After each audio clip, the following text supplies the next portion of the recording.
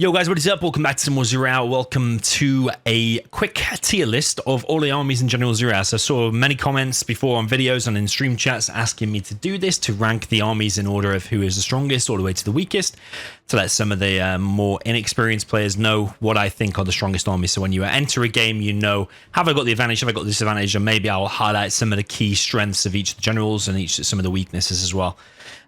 Just before I go into this, I do want to highlight I made actually a balance table back in 2014.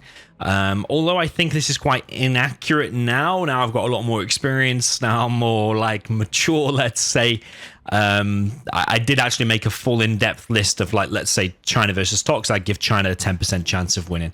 Do I think Super Weapon has got a chance against Air? Well, I gave it a 5% chance of winning. Whilst this might 90% be correct, I do have a lot of different opinions now, and would probably have changed the values a lot now compared to when I did back in 2014. This was also based on Tournament Desert only, with pros only, no major mistakes and random balance. But actually, well, before I mention what I'm going to do now, is actually some other people actually made some other data based on that, and they ranked who they think is the strongest army and stuff based on that data that I did.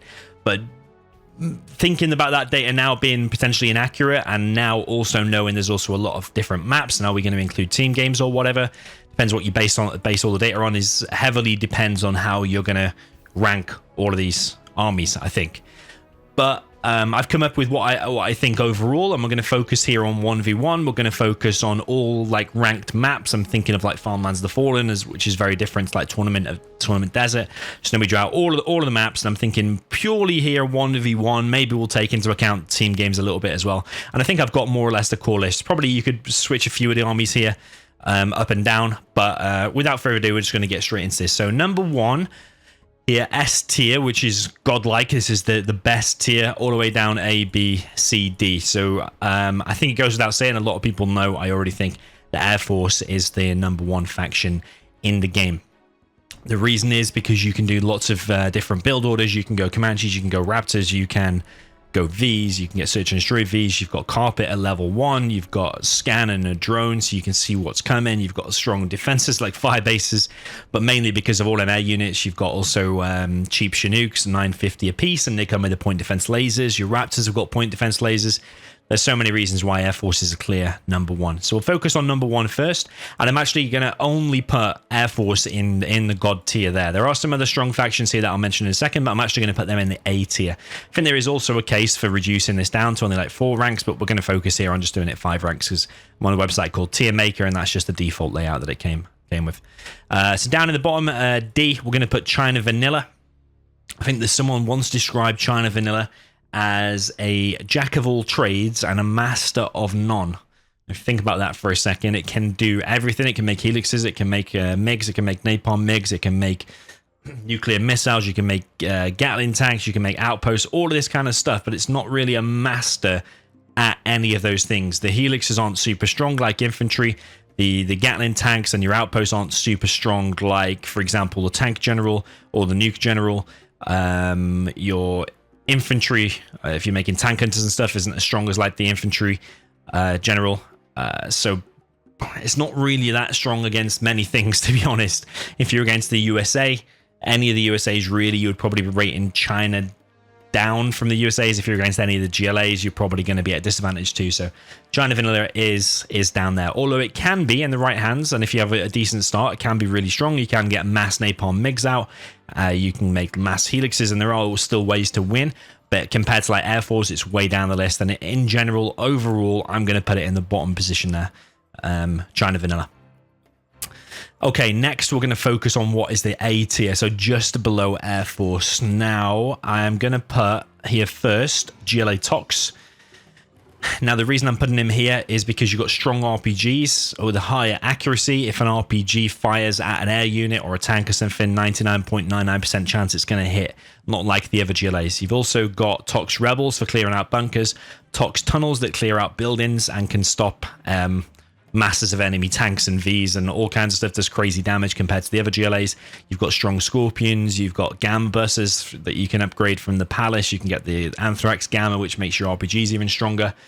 Not to mention that everything is actually pretty cheap. Like technicals are still as cheap as the normal GLA, and stealth, but that, like demo, is got more expensive units. So Tox overall, because of mainly some of them things I mentioned, you've got stronger terrorists as well. I'm going to put him as a safe in the number 2 category, or A tier. Alongside him overall, I am going to put GLA Stealth, because you've got stealth tunnels, which is a standard, which is an advantage over the regular GLA.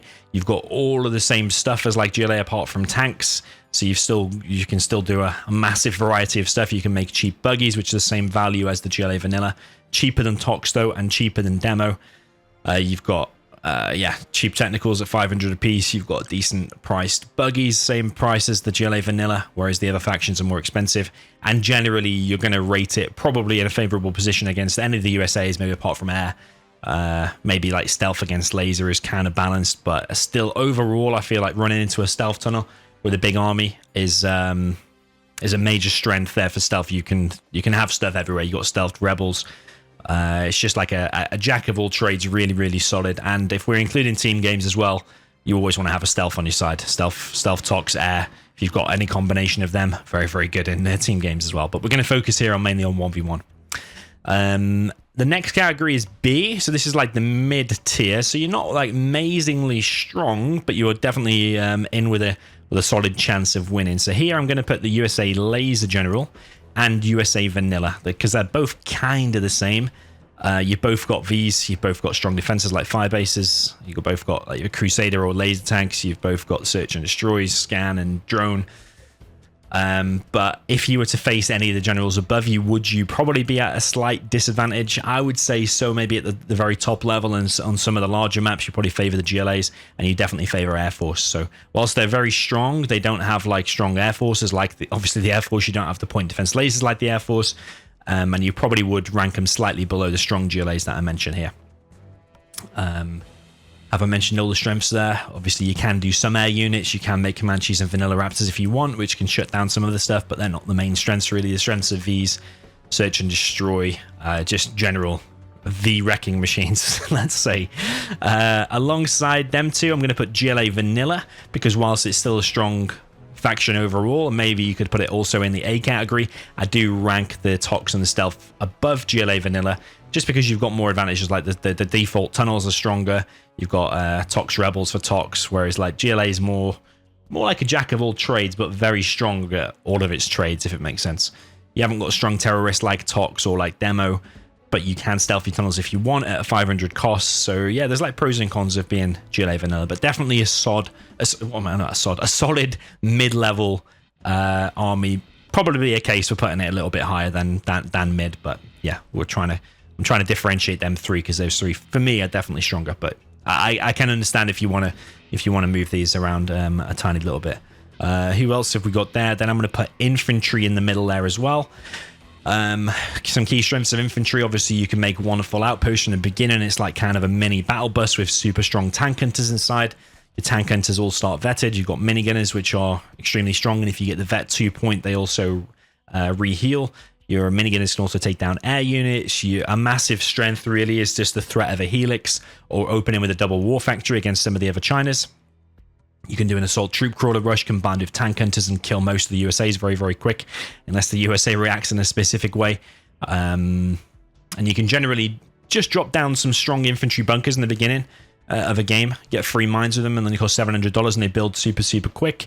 You can generally get your base off to a good start just by opening with a few bunkers and then start pressuring with the outposts. And 99% of the time, you're probably going to have a lot of success with them outposts. Outpost and a flamer can kill a hell of a lot, whether you're attacking USA with just a big full outpost that can cause all kinds of problems to deal with, or whether you're attacking GLA at a first full outpost and a flamer, or even a helix can wreck loads and loads of stuff. But you're never going to make a helix against an air. An Air Force will definitely should be wrecking an infantry, because like one King Raptor, for example, of Air Force, which is at the top, can just one-shot either a helix, can one-shot a assault troop crawler if you attack it from the right angle, and one-shot an outpost as well.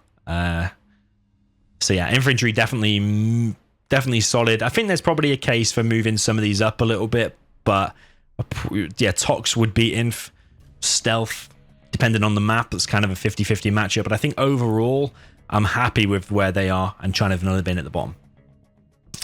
But yeah, definitely this B and C category have been a little bit more difficult for me. Next, we are actually going to put the Demo General, which, according to me, back in 2014, I was highly rating the Demo General. But as I got more and more experience, realizing that even though the Demo General later game has got like demo bikes, demo rebel ambush, and stuff like that, if you're playing against the high skilled player and you've got these expensive units for demo as well, like the $600 technical, $750 quad cannon. Of course, you've got some pros like your demo traps and stuff, but because of those more expensive units, typically you find, well, I find myself losing, or we see them often losing against like decently controlled USAs. You probably would prefer GLA vanilla over demo, and you're probably going to prefer infantry over demo as well. Of course, if it goes super late game, then demo's got all kinds of things that are strong. You got the scud launchers, your super weapons are stronger than the other GLAs and stuff. But it's just that initial extra cost for those units, $600 for a technical, $750 for a quad cannon. That's the main reason why I'm putting it down there. And generally, you find you've got a lack of units out. Vs can push across the map, or an outpost can push across the map, and actually causes you all kinds of problems. So that's why I'm putting demo there. But it's definitely better than China vanilla, but I definitely think it's weaker than pretty much everything I've mentioned there. So quite happy with the list so far, but if you want to move some of these things, like I said, by 1 or 2 places, I can totally understand that. Next, alongside Demo General Juiz. I haven't mentioned the general's names, actually, have I? I'm going to put Super Weapon General. Now, the reason I'm putting Super Weapon General there is because compared to the USAs above her, you've got $850 Vs compared to $700 for USA and for laser. Most of the time, against the high-level GLA player, you're probably going to die in the opening few minutes of the game. Of course, if the game goes late, then Demo and Super Weapon are both really, really good with the EMPs that you can get, Auroras, obviously demo bikes for demo and stuff like that. Late game, it's strong, but I'm taking into account that massive part of early games where Super Weapon just gets wrecked by pretty much anything above her. That's why I'm putting Super Weapon there. But in overall, I would say she's better than China. Likewise, I'd say Demo is better than China as well. Alongside her, I'm going to put the China Nuke. The reason is because whilst I rate China Nuke above China, if they did a 1v1, you would definitely pick Nuke to win. He gets wrecked heavily by any of the USAs. The USA makes a couple of Vs, and the Battle Masters, GATs, Troop Crawlers, no matter what you make, get heavily, heavily wrecked. Even if you get up to Overlords and ECMs, a decent laser lock with like 10 MDs can often break through it and just wreck your entire army. So that's the main reason, because you go up against any of the USAs, and that heavily sways it straight away into being a weaker general. Sure, you can have some good success by doing Battle Master spam and getting to Overlords, ECMs against some of the GLAs, but you would probably still rate on most maps, like thinking about some of the bigger maps that are in play now as well, you'd probably still rate the GLAs. If played absolutely perfectly, you would rate the GLAs above Nuke. But the main reason he's down there is because he's heavily affected by the badness of his... that's a bad word, actually. The badness. Because he's so bad against the USAs, that's why he's down there. But sure, I admit you can have some success against some of the GLAs by doing what I just said, but most of the time you're going to be having such a bad time, especially even against the Inf, which I haven't mentioned. Against Tank, you can be doing all right, and against China, you can be doing all right, but it's very hard to make a case for being able to do very good in more than, like, let's say 50% of situations. So that's why I've put him down there in level C. Alongside him again, like I said, this row was the most difficult for me. Do they go a level higher? Do they go a level below? But overall, I'm going to put Tank down here. The reason is because his late game is absolutely awful. You need to be closing out games in the first half of the game. If you are against one of the USAs can just do no eco. It seems to be the meta at the moment.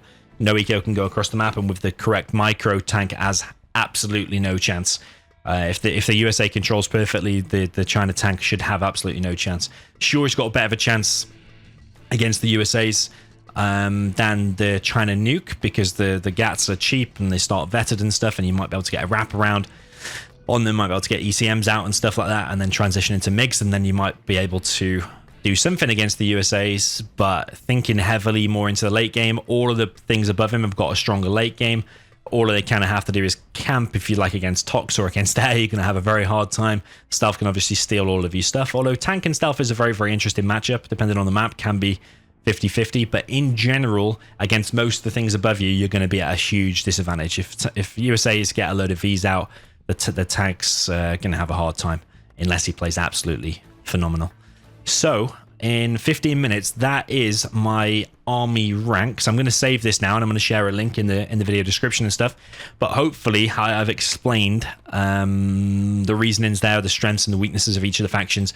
But also, if you think there's a strong case for like China Vanilla moving up or Air moving down or whatever you think, any of the armies moving in any place, let me know in the comments. I'll read every single comment like I always do, and I'll try and reply to you. Maybe you've got some further questions. But yeah, this is just like my opinion at this point in time. If you ask me in 12 months, maybe I'll move some more things. It's all to do with how I might be really strong at playing like with stealth, for example, and I might be really bad at playing with nuke. So it's heavily swayed by my opinion right now.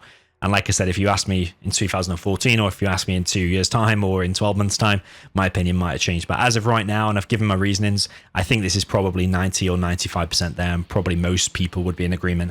But if you have got a different opinion, let me know in the comments. So yeah, GG, well played, and see you in the next one.